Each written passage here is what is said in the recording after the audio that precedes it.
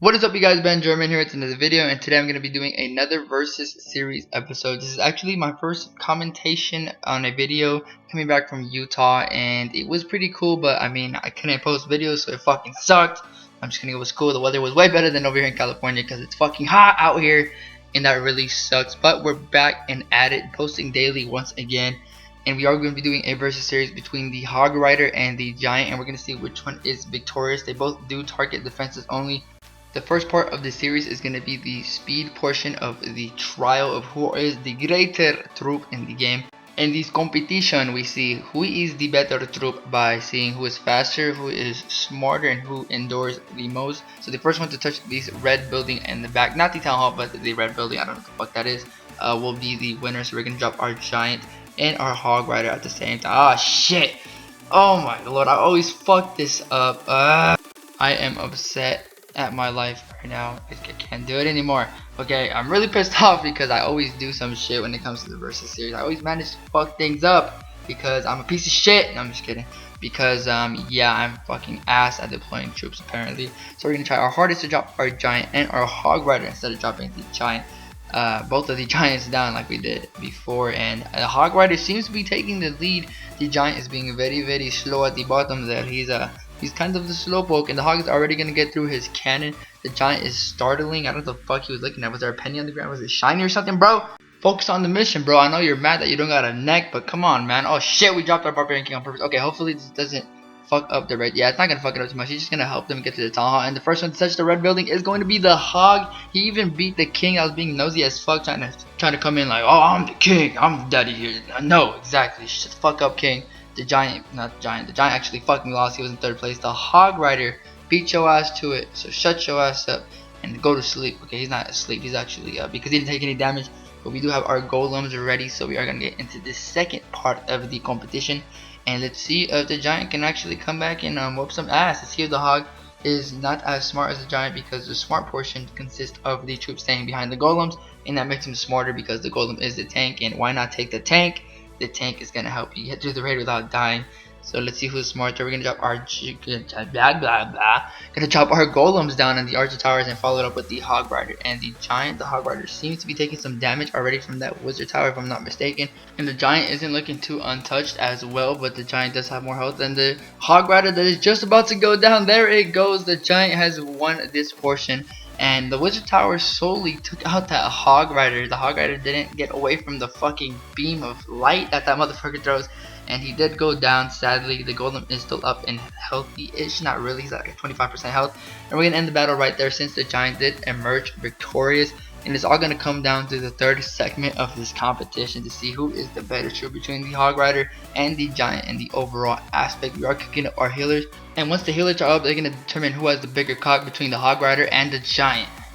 So we're back, and we have plenty of healers to aspect the cogs of the Hog Riders and the Giants.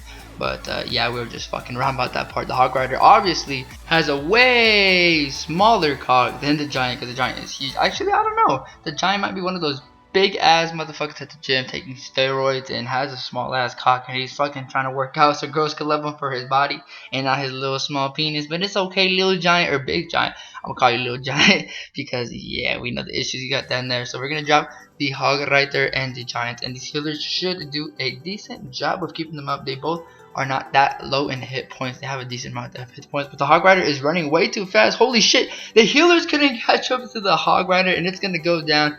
And yeah, what a fucking retard. How are you not gonna wait for the healers? Shaking my damn head, Hog Rider, you deserve to die, you dumb motherfucker. So all these healers right here are gonna be healing up the Giant, and he is pretty much fucking invincible. He has like 14 plus fucking healers on him. Like, how he's gonna go down? So we're gonna back him up with the Queen just to speed things up, and let's try to get the 1-star, because that was really short. Like, stupid ass Hog Rider, why you have to be so retarded for it? I'm upset at you. And all the healers are gonna focus on the Archer Queen, and the Giant is gonna go down.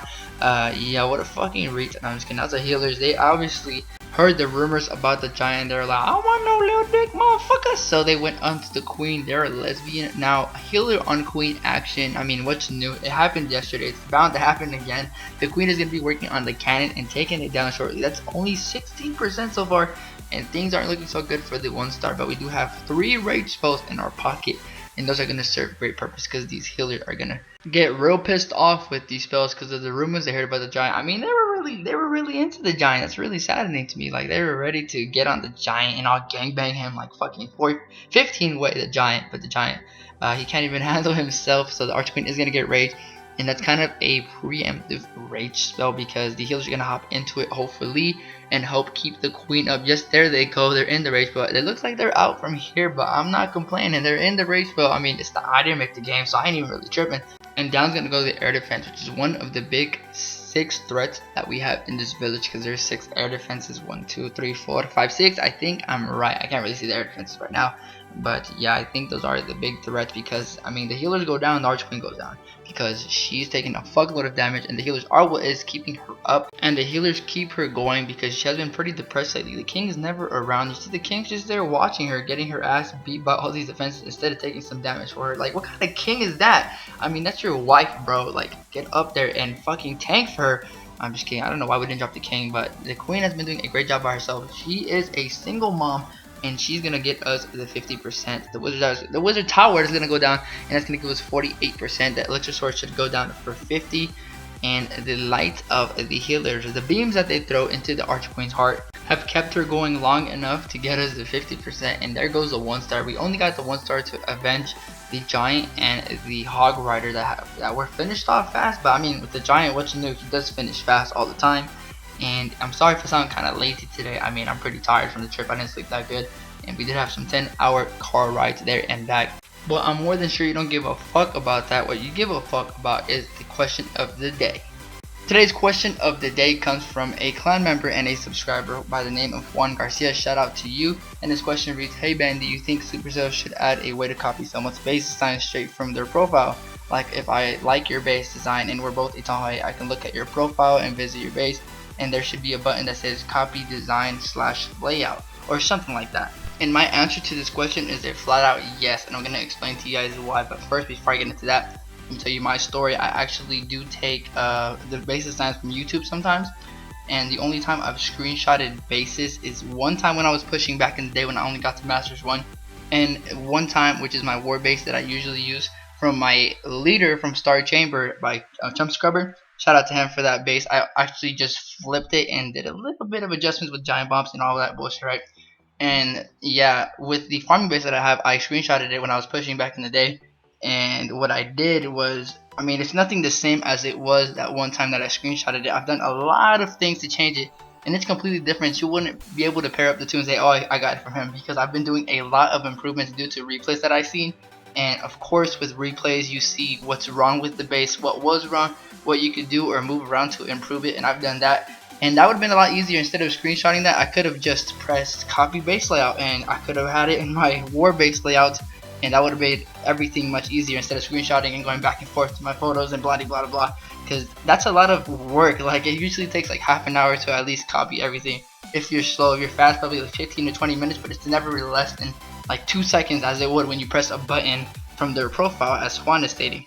And I know a lot of people are going to be like, nah, fuck that, you know, they're going to copy my base design, and you know, that's going to be way easier for people to copy everybody, and everybody's going to have the same base. Like, nah, people do it regardless of the button being there, so why not make it easier for us clashers to do what we already do by simply pressing a button instead of screenshotting and doing extras like I did back in the day. So I think this is a great idea. I think this is something Supercell would actually look into because it's so commonly done in the game, and it would really help us because fuck, we already do it anyways. Don't even fucking lie to me and say, damn, that's a good ass base, I'm gonna screenshot that. And people do it, so might as well have the damn button there. Like, it's not that big of a deal, and if you don't like it, then don't press the button.